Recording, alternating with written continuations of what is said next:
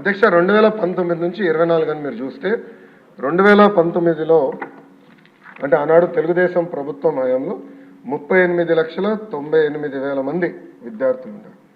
5 సంవత్సరాలు వేల కోట్ల రూపాయలు ఖర్చు పెట్టిన తర్వాత అది 38,26,000 మంది విద్యార్థులకు తగ్గిపోయింది. అంటే 72,117 మంది విద్యార్థులు ప్రభుత్వ పాఠశాలలో తగ్గిపోయారు. ఇది కరెక్ట్ కాదు, అంటే ఎక్కడో లోపాలు జరుగుతున్నాయి, దాంట్లో డౌట్ లేదు. అదేవిధంగా 117 జియో గురించి కూడా సభ్యులు నా దృష్టికి తీసుకొచ్చారు. అది కూడా మేము డిస్కషన్లో ఉంది. దానిపైన కూడా తొందరలోనే ఒక నిర్ణయం తీసుకుంటాం. కానీ ఎన్డీఏ ప్రభుత్వ ఆలోచన వెరీ క్లియర్.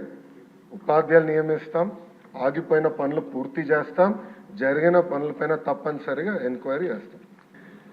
ఈ సంవత్సరం నా ఆలోచన, I'm subject to correction from members, నా ఆలోచన ఏంటంటే ఈ సంవత్సరం ముందల కేజీ టు పీజీ విద్యను మొత్తం ప్రక్షాళన చేద్దాం. నేను పక్క రాష్ట్రాల్లో కూడా ఎలాంటి కార్యక్రమాలు జరుగుతున్నాయి అనేది నేను చదువుతున్నాను. ఉత్తరప్రదేశ్లో నిపుణ్ కార్యక్రమం చేస్తున్నారు, ఢిల్లీలో కూడా అనేక కార్యక్రమాలు చేస్తున్నారు. నేను కూడా అది మొత్తం రివ్యూ చేస్తున్నాను. నేను కూడా ఫీల్డ్ విజిట్స్కి వెళ్ళాల్సిన అవసరం ఉంది.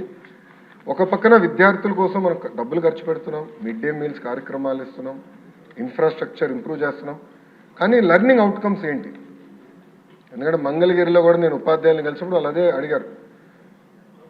6వ తరగతి వరకు మీరు ఏం నేర్పించకుండా మాకు తోయేసి మంచి మార్కులు రావాలంటే ఎట్లా వస్తాయి? సో లెర్నింగ్ అవుట్కమ్స్ ఎట్లా మెజర్ చేయాలి అని దానిపైన కూడా మేము చర్చిస్తున్నాం. కేజీ టు పీజీ నేను పాదయాత్రలు కూడా చెప్పాను, కరికులంని బలోపేతం చేయాలి, రీవర్క్ చేయాల్సిన అవసరం ఉంది. అది చేసే ముందర పక్క రాష్ట్రాల్లో ఏం జరుగుతుందో కూడా నేను చూస్తున్నాను అధ్యక్ష. దానివల్ల వాళ్ళకి వచ్చిన అవుట్కమ్స్ ఏంటి అనేది మేము చదువుతున్నాం. ఆ మొత్తం రోడ్ మ్యాప్ ప్రిపేర్ చేసి సంఘాలతో కూడా మేము చర్చించి అందరు బయ్యన్ అయిన తర్వాత ఆ రోడ్ మ్యాప్ ప్రజల ముందర పెట్టాలనేది నా లక్ష్యం.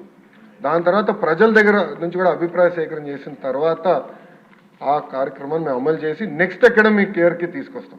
అంటే గత ప్రభుత్వం లాగా రివర్స్ టెండరింగ్ అనే హడావిడిగా చేసి పోలవరం ఎట్లయితే సర్వనాశనం చేశారో అలా నేను చేయదలుచుకోవాలి విద్యా వ్యవస్థని. విద్యా వ్యవస్థలో కూడా సిబిఎస్ఈ కరికులం అన్నారు, కొన్ని స్కూల్స్ ఏమో CBSE curriculum with CBSE examination అన్నారు, మళ్ళీ మధ్యలో ఐబీ అన్నారు, తర్వాత టోఫెల్ అన్నారు, డిక్షనరీ అన్నారు. అంటే కొంచెం గందరగోళంగా ఉంది. ఇది మొత్తం కొంచెం స్ట్రీమ్లైన్ చేయాల్సిన అవసరం ఉంది. ఎందుకంటే మన పిల్లల భవిష్యత్తు దీనిపైన ఆధారపడి ఉంది. సో సిస్టమేటిక్గా చేయాల్సిన అవసరం ఉంది. తొందరపాటు నిర్ణయాలు కాకుండా సిస్టమేటిక్గా చేయాలనేది నా ఆలోచన.